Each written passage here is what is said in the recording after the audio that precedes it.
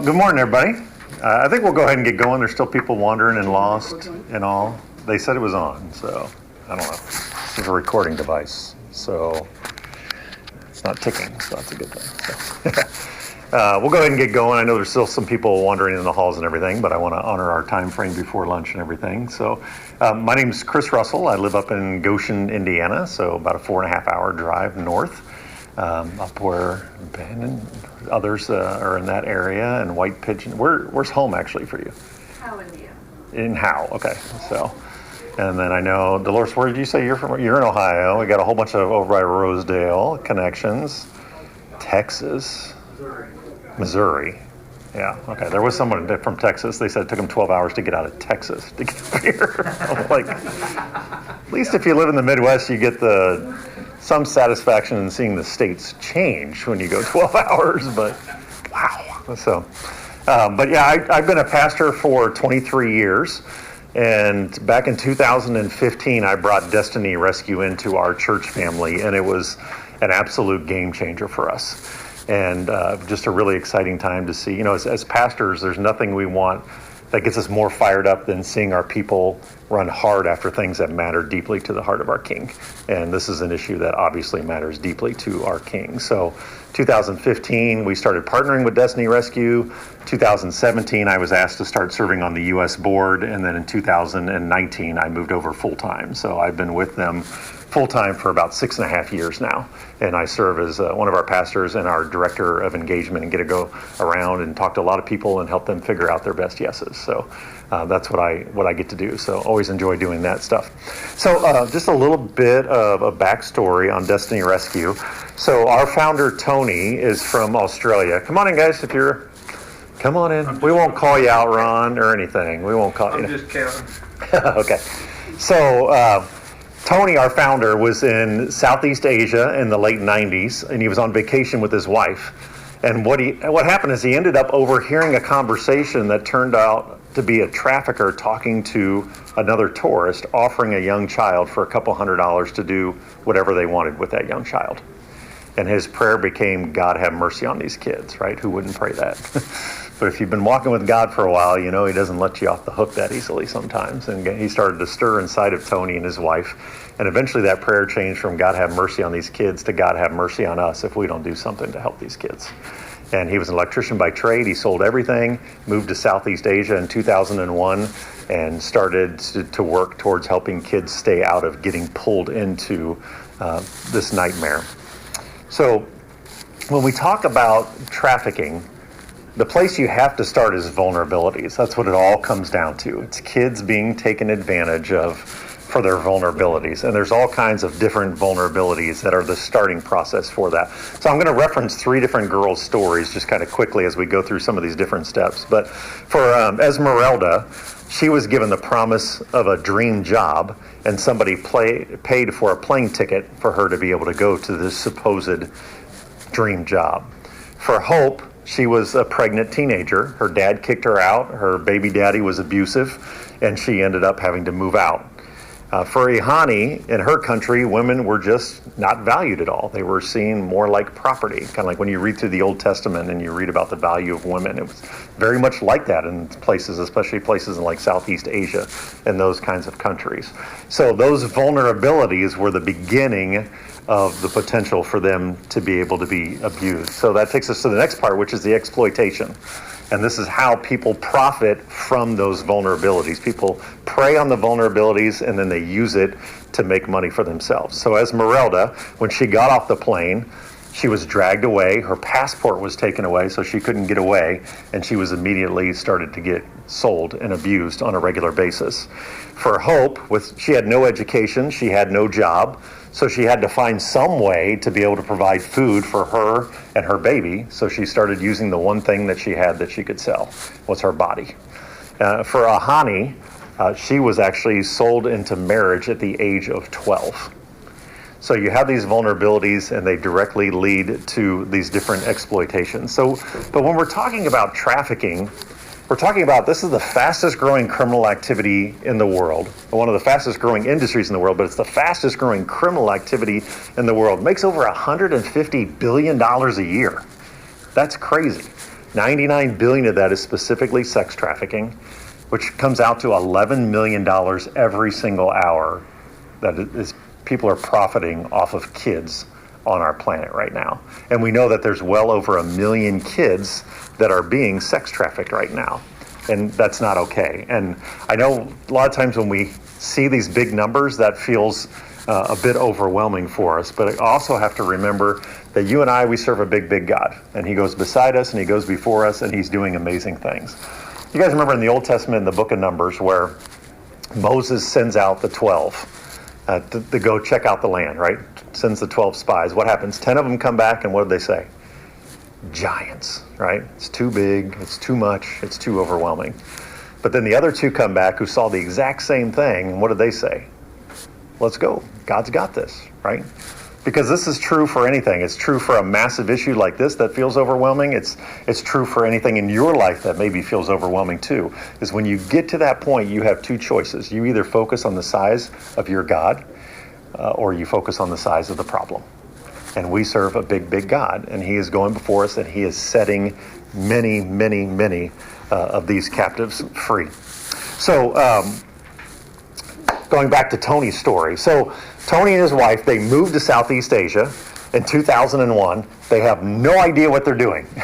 They just feel this calling from God that they're supposed to help protect kids. So that's what their focus is. The first 5 years is trying to find kids who are vulnerable and make sure they don't get sucked into this gigantic industry of trafficking. And then they decided they wanted to start learning about what does it look like to actually go in and rescue kids who are in there, and then how do you help them after you've pulled them out of that situation. So over the next 5 years, they rescued about 50 kids, and they started to learn about that aftercare and the trauma counseling of things afterwards. So think about this. These guys are 10 years into this, okay? They've rescued 50 kids. And in 2011, God gives Tony a vision that the ministry is going to go on to rescue over 100,000 individuals. There's a step of faith to believe in right there, isn't it? Like, he's looking back at his own life going, okay, God, we've been doing this for 10 years and we've rescued 50 kids. And now you're giving me this vision that we're going to go on to rescue over 100,000. So based on that vision, the U.S. team was formed as a funding nation. And then we started actually tracking all of that stuff. So you can see where we have gone as far as that. So 2011, there was 111 rescues. Our church started partnering in 2015. I remember the Sunday our church celebrated 389 rescues. Like, we are pumped up to be partnering with an organization that together we got to be a part of 389 rescues. Last year, 4,177 rescues. This year, we are on pace right now to go over 6,000 rescues this year. Our average rescue is 15 years old, 15-year-old girls. We do rescue some males. Typically 3 to 4% of our rescues end up being males. But as you can imagine, they estimate 97, 98% of victims of sex trafficking are female. So that's our primary focus. It starts by looking for underage girls. But in the process of that, we grab everybody that we can. So we grab boys, we grab young adults, anybody who is there for the taking, we're going to grab in the midst of our operations. But the average is 15-year-old girl. Youngest is 2 8-month-olds. One of those was kidnapped that we were called in to help out with that. One of those was a generational situation where a girl belonged to a brothel and she had a baby, so it's just a matter of time before something happens to that baby. We were able to rescue both before anything happened, but it just shows you how dark and how deep this whole thing goes. So, but super excited about, because the reality is, like, you look at all of these numbers here, the ripple effect of that is even more. I mean, 6,000 that are going to be rescued this year, the ripple effect of that is going to be hundreds of thousands, because it's going to be their family, and it's going to be their neighborhoods and their communities and their countries that are totally transformed because of their lives being saved. So how do we go about doing this? So we rescue. You have to have what's called an MOU. It's a memorandum of understanding. It's a legal agreement in each country. That's what allows our guys to wear the hidden body cameras and go in and do the work for our raids and all that kind of stuff. Right now we have about 150 trained undercover agents that are working for us around the world. We have those MOUs in place in 16 different countries. We have 8 countries in Southeast Asia because that's, when it comes to children, that is by far the worst. If you're looking at a world map, they estimate about 60% of the children being sex trafficked, of the million children, is in Southeast Asia. So our calling from the beginning was to be where the most amount of kids are with the least amount of resources. In fact, I have a poster in my office that drives me every day. It simply says this. It says, if we can't find her tonight, somebody else will. And that's the reality. In many of these places that we're at, if our guys aren't out there looking, nobody on the planet is looking for these precious girls. So we have to be about this. So I'm going to jump around a little bit. So border stations, between India and Nepal, there's actually a 1,000-mile open border between those two countries, so people can come and go as they want. And what's happening is girls are being promised great paying jobs in India.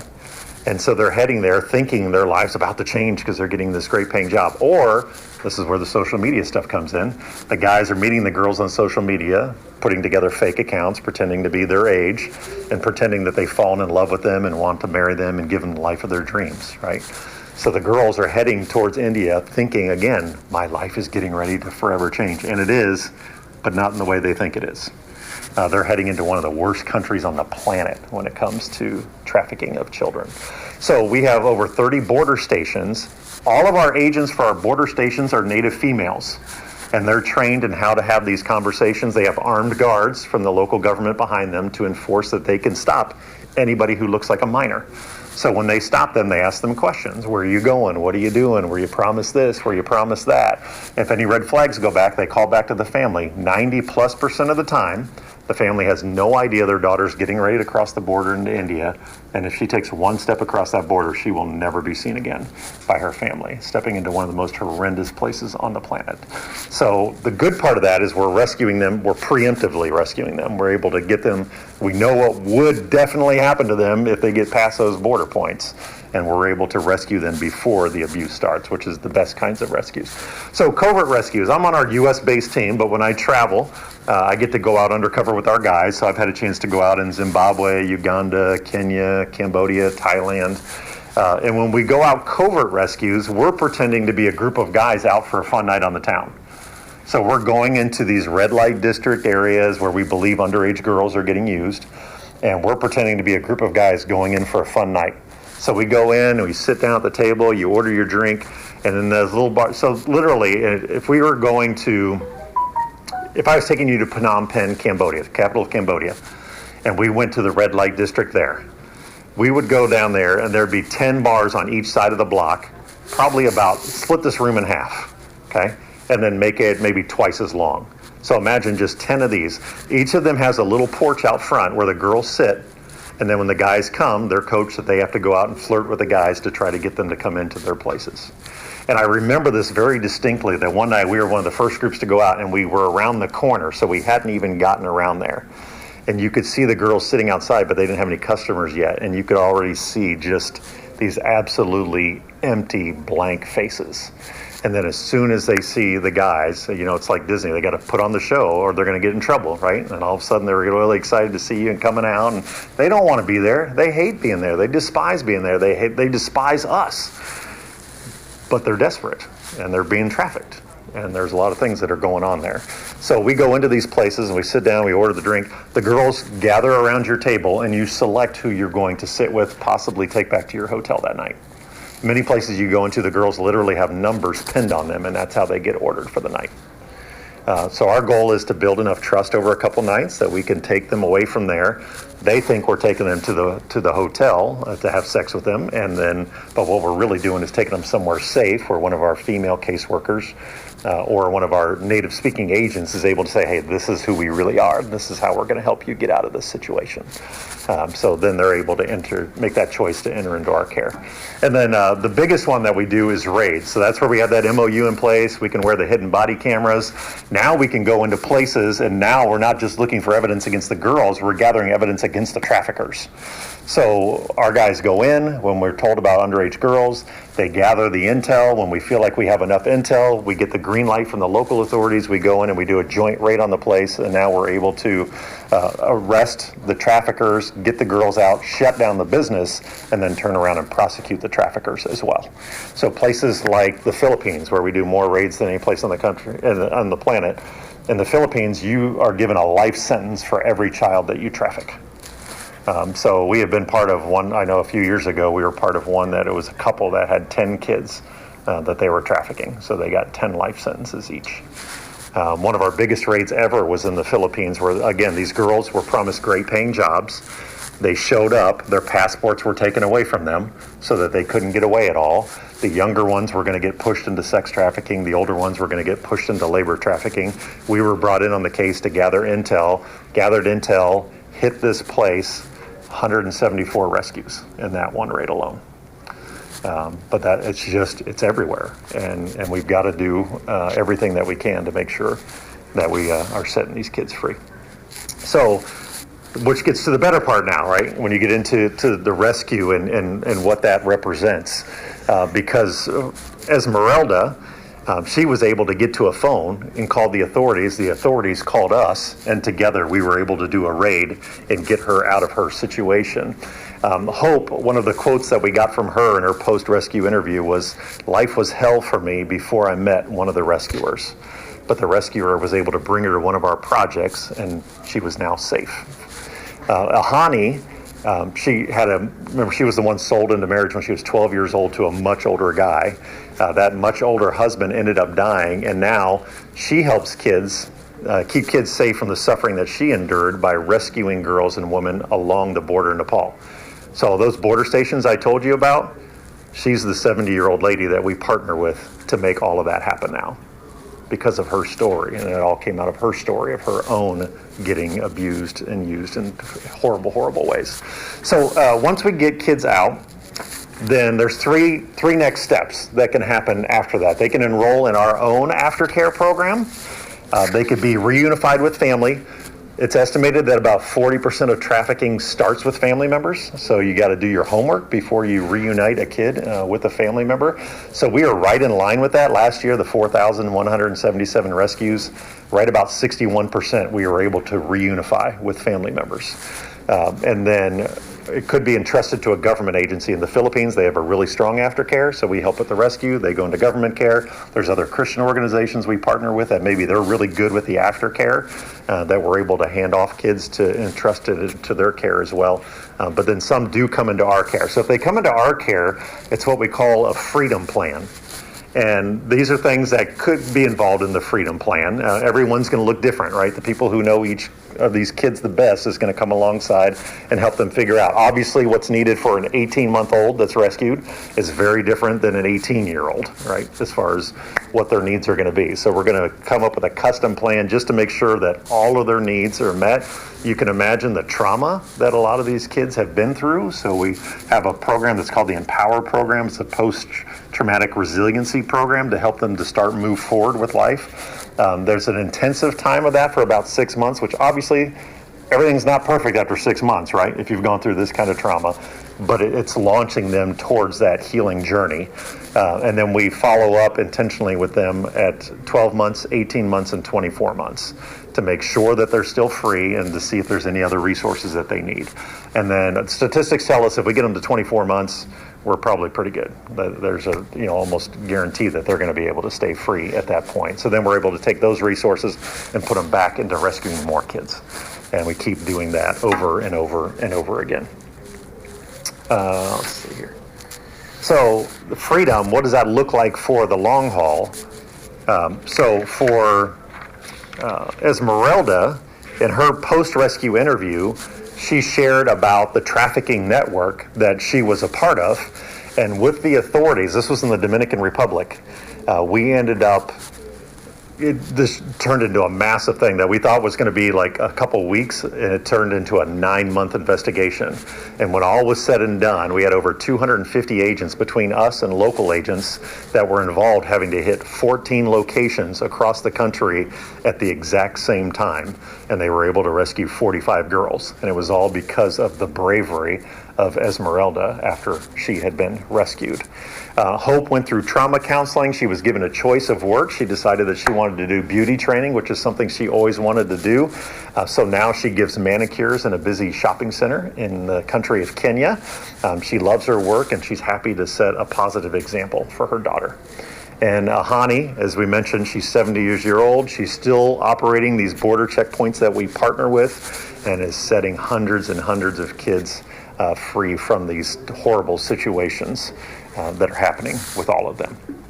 So I want to make sure we have some time for some Q&A and everything too, because obviously this stuff generates all kinds of questions and stuff. But I want to talk just a little bit about your best yes and your church's best yet. I'm assuming all of you are connected with churches. Obviously, I know some of you and what churches you're connected with already. But for me as a pastor, again, going back to what I said earlier, nothing lights my fire more than seeing my people run hard after the heart of God. And this is an issue that people can get involved in, because this is the tangibleness. We've been doing this since 2001. And we know that for $1,500, we can rescue a kid and do the aftercare. It used to be $1,500 just for the rescue, and people are like, when's that number going to go up? But the reality is we've gotten so good at this and so efficient at this and brought other partners along to the point now where the $1,500 covers the rescue and the aftercare of things. So there's that tangibleness to it. And I know our church family, we've given to lots of things over the years, and you're like, oh, a couple thousand here, a couple of that, and it just kind of goes into the void, a lot of times. And I love that there's the tangibleness with this. So like, no, we know every $1,500 is going to rescue a kid and set them up to live out their God-preferred future. And there's a tangibleness to that is so powerful, I think, for a church family to get after and to be able to celebrate that. So we do what we call Rescue Sundays. So I go there and I speak, which we've got two churches represented here that I've been with at Riverview and Siloam near me in the Goshen, northern Indiana, southern Michigan area there. And those two churches have been partnering with us for 6 years now. So I've gone every year. That's the goal. Is the Rescue Sunday is the launching point. This is the Sunday where we go, okay, our church, we're getting in this fight. We're not sticking our heads in the sand. We're not going to sit on the sidelines. We are getting involved with this. And those two churches alone over the last 6 years are darn close to going over 200 rescues combined. Like it is lit those churches up in pretty cool ways to see how they respond to this and want to come up with ways to do things about it. And that's the fun part for me, is helping people figure out the best yes. Because the idea is God hasn't wasted a day of your life. Everything that you do, everything that you love, your passion, your expertise, your hobbies, your interests, all of those can be leveraged to set kids free. And it's really awesome to see how people are doing that. We have a whole student program, student initiative. It's called Rescue Op 120. Go to a lot of middle school, high schools, and colleges. And the whole idea of Rescue Op 120 is if every one student raised awareness at $20 in our country, it would fund 1 million rescues. And to see our students get involved with this is really, really awesome. So, and I know, what was your first name again? Period. So was it 2 years ago that you were part of your church, the youth group did a bike trip, right? It was like 30, it was last year. So what was that? What did you guys do? 35, 38? Do you remember? 34 miles. And they got people to sponsor them. And they got extra sponsorships for some people for every mile that they stood on their bikes instead. So there's a lot of broke people at that church after that one, because they didn't see it. Because some of them I heard did the whole thing standing up, like on their bikes and stuff like that. Do you remember how many kids you guys rescued for that one bike trip? I was thinking you guys did like 7 kids a rescue with that. But like riding bikes, right? Like just take something that you love to do. They're just riding bikes. Hello. and they were rescuing kids. So I got a youth group in Portage, Michigan, and they did an adult prom. So they had probably about 120 people that came. It was $150 a couple, and it was all the teenagers. They went out, they got the DJ, they got all the food, they set everything up, they did like the balloon arches, they did all the photo ops, the giving wall, they had boxes in the front, they nominated 5 couples from the church to be nominated for king and queen, and you voted with your money as the night went on. Actually had a crowning ceremony at the end of this thing, all led by teenagers. 2 years ago, they rescued 20 kids. Last year, they rescued 32, all led by teenagers. All right, setting their peers free. and that's really cool. I know Jessica is a good friend of mine. So I mentioned back in 2015 was when I brought Destiny Rescue in. So Jessica was 7 months pregnant with her baby girl, and she's sitting there kind of rubbing her belly, hearing those numbers for the first time ever, right? $150 billion industry, 1 million children, almost, the high majority of those being girls. So she's rubbing her belly thinking like, this is the world that my baby girl is coming into. And her baby girl kicked her. And at the end of the service, hi guys, come on in.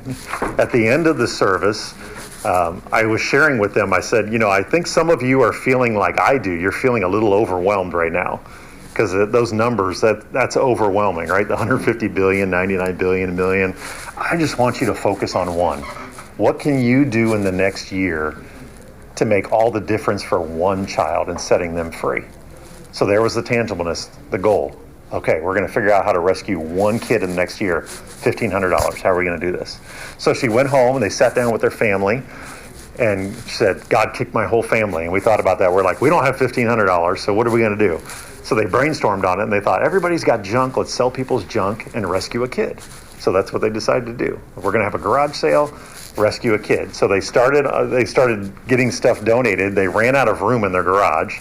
So her dad worked for a local plumbing and heating place. They said you could use the back half of the warehouse. So the first year they had this garage sale, trying to rescue one kid. Started at 8 o'clock. By 9 o'clock they've rescued one. By the end of the day they've rescued 4. The next year they rescue 5. The next year it goes to a 2-day event because so much stuff came in. The ladies start doing a bake sale. We had people start donating stuff for raffle items. Somebody donated an 8-year-old vehicle. They jumped to 15 rescues. Flash forward, last year, it's now a 4-day event. We've brought corporate sponsors have gotten involved in everything in there. Last year alone, the Sale That Saves rescued 65 kids. And we're anticipating it getting bigger because this year we have one of the biggest county fairs in the country. And the county fair has been keeping an eye on us the last 2 years. The Sale That Saves just signed on with the county fair. It's going to be at the county fair in October this year, 4 days.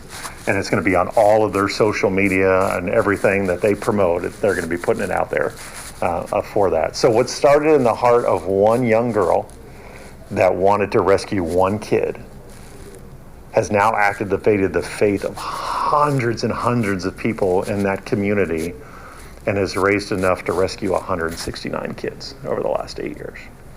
And if you ask them, they are just getting warmed up. They got incorporated as a 401c3 this past year. They just got in, did their first float in one of the local parades to start promoting the Sale That Saves. They've added vintage to the rescue because sometimes we'll have people that are moving instead of moving, and anything. They're like, just come and get everything instead of having any kind of a sale. They're like, just come and get everything. And I don't know antiques at all. You show me a plate, I don't know if it's worth a nickel or if it's worth $50. I would have no clue. But there's people on that team that know that stuff now. So now there's a section at the sale called Vintage to the Rescue. And they do that. And of course, the people that, used to get the really good deals are like, oh, darn it, you figured it out. But it's an amazing thing. And I love how it's become this huge thing in our community that they want to be a part of, to set kids free. So there's just so many good things. Anybody runners? Anybody like to run? Anybody run if somebody's chasing you? A couple more hands maybe? So I've got a guy in Pennsylvania, runs full marathons. He wanted to run a full marathon in all states. Took him 15 years. He ran one in all 50 states. And then he got a hold of me and said, hey, I want to run for something that matters. So we talked about it. We planned it out. He's from Philadelphia. So Philadelphia over here. He started in Erie, Pennsylvania. In 30 days, he got up early every morning and ran like 20 to 30 miles, ran 520 miles across the state of Pennsylvania in 30 days. Just put it out on social media, said, hey, here's my fundraising page. This is why I'm doing it. Would you please consider supporting me in my goal of trying to rescue kids? Rescued 14 kids. Just doing what he loves. So guys, this is all about taking what you love to do and adding a kingdom purpose to it. That's all we're talking about. And that's the beauty of it, is everybody in here, you've got some amazing gifts, some amazing talents, some amazing passions, and all of those can be used to set kids free.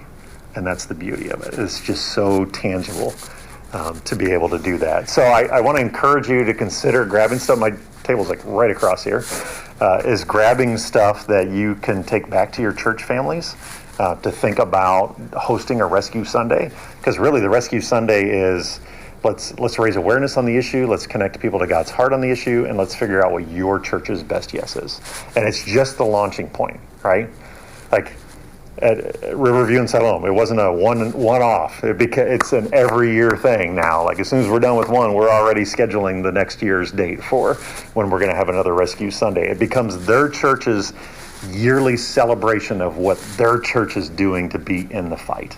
And you get to celebrate what your church is doing, and you get to celebrate those big numbers that you see up here as well, because you're partnering with us to do that. And it's God's kids that are rising up, and they're getting in the fight, and they're making the difference, and kids are being set free. And the ripple effect of that is absolutely massive. So how are we on time here? I want to get some, oh good, we got some. Let's do some questions. What's on your heart? About other questions you have about what we do, or just in general about trafficking? I know there's lots of different directions we can go with some of this stuff. So what are you thinking? Do you work within the United States? You mentioned, other areas. Yeah, so we do a ton of prevention stuff. The MOU that I mentioned that you have to have, the U.S. government has not given that to any organization at this point. So our undercover we're not allowed to do the undercover operation component of things here in the U.S. And now we've been asked to every time the U.S. has called on us to help them with something, we have said yes. So what you get is a lot of times what those look like is, remember I said Southeast Asia is by far the worst. They have the least amount of resources looking for the kids too. It's illegal, but they just don't have the resources to enforce it. So you get Westerners who are setting up shop in Southeast Asia. So the government gets in touch with us knowing we have operatives in the field, and we'll gather the intel against that Westerner so that we're able to do an arrest to be able to get them. So we've done a lot of that. And we've had stuff here in the U.S., like when we do our Rescue Op 120, we go into schools. When I go into a school, I make sure that the kids know who to talk to as far as in their school, in their community. I put my dad hat on. I talk to girls about the kinds of pictures they post, what kind of message that sends to traffickers. I talk to the boys very, clearly about pornography, and that's becoming more and more of a female struggle as well. But I don't hold I don't hold back on that kind of stuff. There's too much at stake for that kind of stuff. So, and every time I've gone and spoken, I've had at least one female come up and show me a conversation on their phone that was clearly a trafficking, and we've been able to pass on that information, and several of those have led to them being able to find that person and arrest being made. So we're as active as we can be, and hopefully one day that MOU will happen. So, good question. Yeah. Put the screen back up that shows the. Which one you want? The slide? The numbers. There. Yep. There. Yeah. Yeah. So we're by the end of this year, we're going to be over 27,000. So. How hard is it for those girls to learn to trust again? We see a lot of variety with that. Well, think about that when I was talking about like when I get to go out with the covert rescues, right? We go into these places, we build a relationship with the girl, we take them somewhere and say, hey, this is who we really are. They have to make a choice at that point to come into our care, and not all of them say yes. Because the last time a sweet, smiling guy came and promised them something great, look what happened to him, right? So you got to earn the trust. How long does it take to build up that trust? That varies drastically. There's times you can go in and within 2 nights you've got enough. Because the reality is I'm going in there and I'm treating the girl very differently right from the get-go. Mm-hmm. A lot of these guys get in there and they're all handsy right there in the bar and we're not doing that at all. We're guarding like this is like a dad-daughter relationship when we're in there being very protective of them, and they sense that. I mean, we're playing the part, we're acting like we're having fun and out there and that, but as far as how we're treating them, they could tell a distinct difference very quickly with how we're treating them. So sometimes, yeah, and there's been sometimes. So typically, there's some different dynamics here though that you wouldn't think of typically. So some of these girls when they meet some of these guys, they're hoping this will be the guy that gets me out of this. You know what I mean? Like this will be like maybe this guy will want to marry me and get me out of this lifestyle and all that. So the reality is sometimes when we have longer operations than that, the girls could get feelings for our agents, thinking like, he treats me so well. You know, I mean, it makes sense that there would be some of that. So once the girls are rescued, there is no more contact between them and our agents at all, once they go into that aftercare. And that's for everybody's protection along the way. But I know our head undercover agent, when I met with him in Bangkok one year, he was telling me about the one time that he didn't follow that guidelines was because he had gone to one of the bars, back to a bar, and he knew that the girl was hesitant about coming into our care, and he knew that we had rescued one of her friends before. So he went to that aftercare site, and he got a recording with the girl, showing her room and how happy she was, and telling her, like, encouraging her friend to say yes. And he took that back and showed that to that girl, and she said yes and came into our care at that point.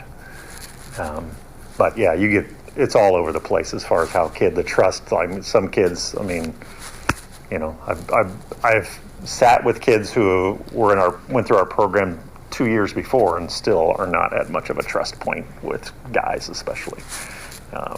But yeah, it's all over the place. So, other questions? What's on your mind?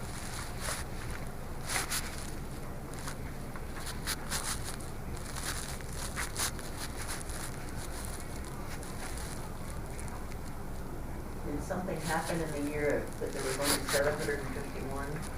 COVID, yep. Oh, So this was, I couldn't see the data. so this year, yeah, because this year, a lot of things changed with how we went about doing that, because we were typically going into red light districts and going into these bars and stuff. Well, all of them are suddenly shut down.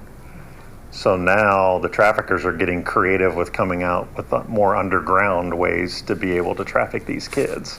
And our team had to pivot and adjust to be able to make that happen.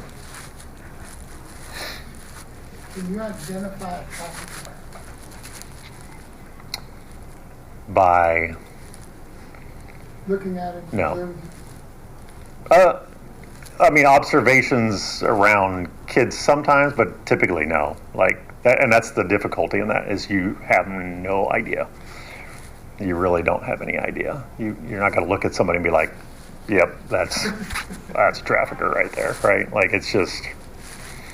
So we're getting more involved in what's called OSEC, online sexual exploitation of children.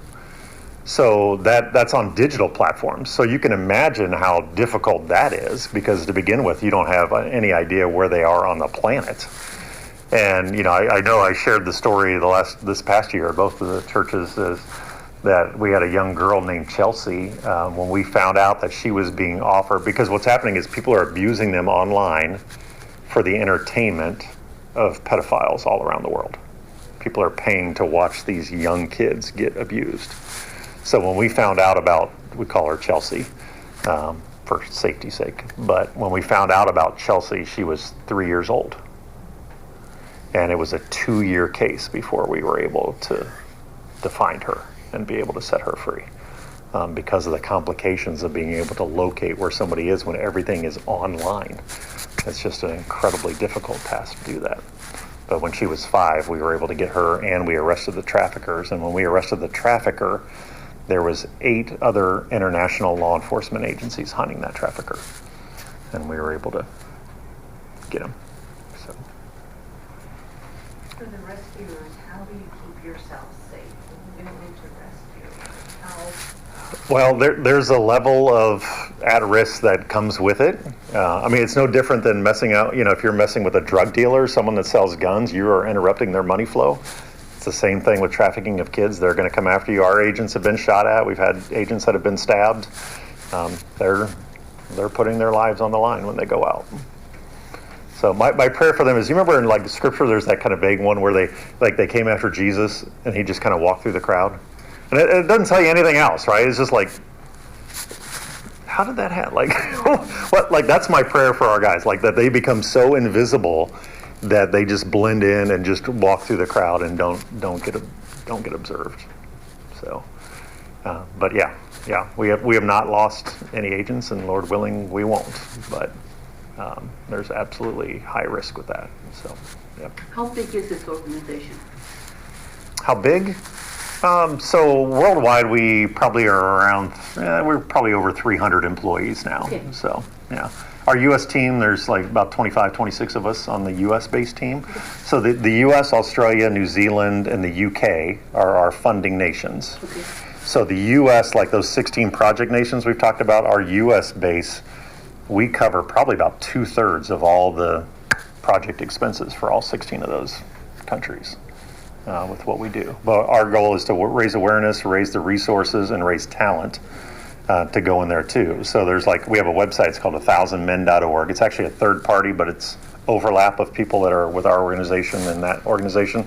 But that's our training arm. So people who are interested in becoming an undercover agent can go to that website and kind of start to explore what that looks like. But you have to have people that go over. You got country managers, you got project managers, you got your medical people, your aftercare, your counselors. There's a whole lot of roles that have to be filled in all of those different places. And as we continue to grow as fast, we've added 3 countries just in the last 6 months to what we're doing. So we're growing fast, and we got to grow our teams fast. So yeah, UK just came on in February. They just launched in February, so we're excited about that.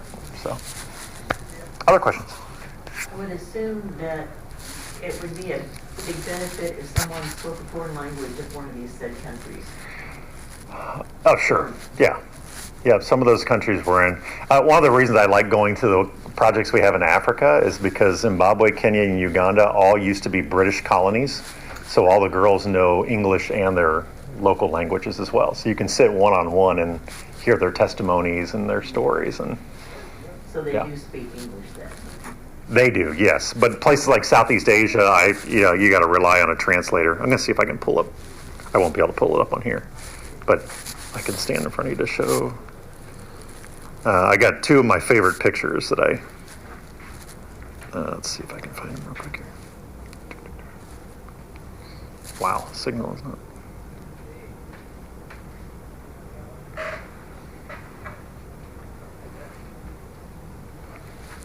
Okay, I don't know if you guys, I'll come over here too, but if you guys can see this picture. So that was the moment that we got to reunite her with her little brother. She had been taken. So we got to reunite her. This was in Cambodia. So I don't know if you guys ever saw that one or not, but yeah. So she was 12 years old. And then this one, I'm rocking the Ugandan colors, so don't get caught up with that. Look at her. But so this girl, this was in Uganda. The place that she was at when I visited her, there was 45 rescued girls.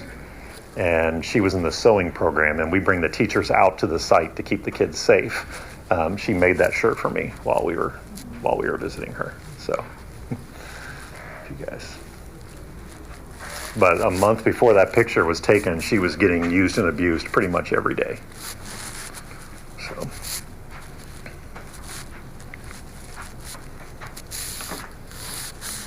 But man, I want to encourage you to lean into this. Don't pray about what is my best yes for this. What do you love to do? Add a kingdom purpose to it, and God will do some amazing things. And I'd love to help coach you along the way. I work with groups all across the country that do these, figuring out. Okay, I want to figure out how to rescue one kid, and then we'll have conversations, figure it out. I'll make sure you got the resources you need. I'll be your biggest cheerleader. And, let's figure out ways to rescue kids. Because you think about that. If everybody in this room just decided okay, me personally, I'm going to figure out a way to rescue one kid this next year. Boom. How many kids or lives are going to be changed? Kids out there right now that have no idea help and hope are on the way. And it's going to happen because you're going to make a decision this weekend that you're going to use your voice and your influence and your gifts and your talents to send freedom to a precious kid that needs it desperately. So let's get after it and let's figure it out. So, any other questions? Do you Kinda have to deal with Do we deal with the traffickers? I have a lot of people who volunteer to deal with the traffickers. There's a strong belief in full castration among many people that want to go out undercover with me. So, so if you mean as far as ministry-wise, or I do prison ministry. Oh, okay, Prison gotcha. volunteers, full of sex offenders. Yeah, sex- sure. What do you Yeah. say to those guys? yeah. Don't struggle you know, what would Jesus say to him? Yeah. I mean, Yeah, and we've had, I know we have stories of traffickers that because the reality is some of the scenarios we do, we're not able to get to the traffickers or the people who are abusing. Because like our covert rescues, like when we're going in pretending to be undercover and stuff like that, it's not like traffickers that are coming in. It's sex tourists, right, that are coming in to use these kids. And we know what's happening when they go back to their hotel, but we can't prove that it's happening. You know what I'm saying? So we're not able to take action against those men in those kinds of situations. But when we go in and do the raids where we're able to do the video proof of everything and are able to get after the traffickers, then we're able to do a lot with that. But we don't have that because of where we work, then the trafficker goes into the court system for that country. So that's a little bit different here, where we don't have, just free access to go in and do prison ministry and, or any of that kind of stuff with that. So it's a little bit of a different dynamic. So I have not personally talked to any of the traffickers that we've been a part of arresting myself. So, but I applaud you for that ministry, because that's a tough one. So they're just real men. Right. Got a problem. Yep. I mean, Well, and that's where I go to a lot of men's ministry, and we talk very bluntly about pornography. And because, I talk to guys about that, like guys thinking like, oh, it's not this big of a deal if it's, just me and offside. But the reality is how pornography works is like the guys bring with getting stimulated, like suddenly this isn't going to be enough. So you got to get a little more extreme, and you just keep moving the boundaries of what's acceptable. And eventually you get to the point where you're an adult who's addicted to pornography, and the idea of sex with a 12-year-old girl doesn't seem that far out there. they need something. And yeah, it's been the slow fade. But it's why I go into schools and talk very bluntly to boys about the dangers of pornography. Because nowadays, I mean, my gosh, younger generation knows that. You get on anything Snapchat, like you're not even looking for this stuff, and it's going to pop up on you. Like you got to be proactive in protecting and guarding your hearts these days on that stuff. So That would be the key, is to get those guys turned the other direction. yeah, reduce the supply, right? The demand, supply. If you can reduce both of those, we're trying to get kids out of the situations there. But if we can reduce that demand for it as well, but I mean, ultimately, like, we know this isn't something. I mean, we work with governments. You have ministries like IJM who work on the legal side and trying to change that kind of stuff like that. But ultimately, this is a sin issue, right? I mean, we're not going to legalize this away. I mean, if that was the case, it would already be gone pretty much, because almost all countries, it's illegal, right? But does that change it? No, because at its core, it's a sin issue.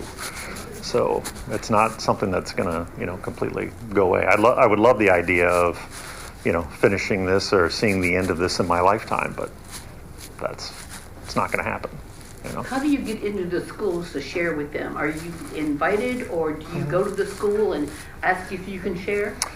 Usually it's through a contact. Like if I know someone and it turns out that they work at a school, I'm like, hey, float the idea by your leadership and see what they think about having somebody come in and share about it. So, Do you have a program that you follow then, like a book that you hand out, or just a teaching thing? No, it's just a teaching time. We don't really have a book handout. If you're interested in stuff specific to the U.S., if you're on like Facebook, I don't know what other platforms they're on, but if you look up the Blue Campaign, that is specifically about trafficking here in the U.S. And they have some resources that they have, like for hospitals and hotels, like how to train your employees to keep an eye out for this kind of stuff. So they've got some good resources on there, but it's called the Blue Campaign. So. Are they going after little younger boys too? Mm-hmm. Yeah, and I talk to people about that, like, your kids and grandkids, even the little kids' video games they play now have chat features on them. There's traffickers all over those. What? Yeah. So we got to create that space for our kids and grandkids to have safe conversations of, like, my kids know, like, you're not going to get in trouble for something somebody sends you. You'll get in trouble for how you respond or don't respond, but you can come to us with anything as far as if somebody sends something that is not okay, and we'll figure out, we'll address that. So, which might, So I have a son who's 26, and then we adopted 3 girls, 3 sisters, 8 years ago. And that kind of changes things too. I mean, like I said, 3 to 4% of our rescues are males, but being a girl dad certainly changed things in a hurry for me of what extent I would go to protect my kids. And my 17-year-old just got an iPhone. She's had a track phone until this past year. Didn't make me popular because nobody in the world, Dad, has this kind of a phone. But the reality is right now, my job is not to be her best friend. My job is to be her dad and to protect her. And if that means she's upset for a bit, I'm okay with that because I know what the reality is out there. So I'm okay with that. So she'll come around. Right.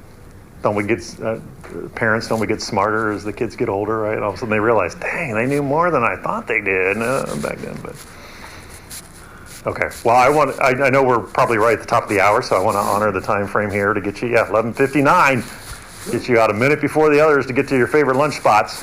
But I'll hang out afterwards if you got any more questions. I'm doing the same thing at 3 o'clock. So, but if I'm here until noon tomorrow. So if you want to. Got more questions that you think about, if you got some ideas you want to run by me of things that you're thinking you might want to do or consider with your group, I can help you kind of process that and see what might be your best yes. So would love to do that. So, all right. Can I pray us out? God, thank you for the chance to get together this afternoon with my friends. And I pray that you would just stir in all of our hearts to be able to figure out what our best yes is, God, because we know that these kids are so precious to you, and there are so many kids out there living such horrendous lives that no kid should ever have to experience. And God, I know that you're raising up your kids to be a part of that fight. And so I pray that you would just stir in this room. And if you're stirring in someone's heart, I pray that they would just be obedient and lean into that and figure out what the next step looks like, God. And I pray for protection over those girls that as our agents are going out even tonight, I pray for protection for them, and I pray for open hearts for these kids that they spend time with, that they would be open to being able to break free from this horrible darkness and to start living out the God and to start living out the God and to start living out the God and to start living out the God and to start living out the God and to start living out the God.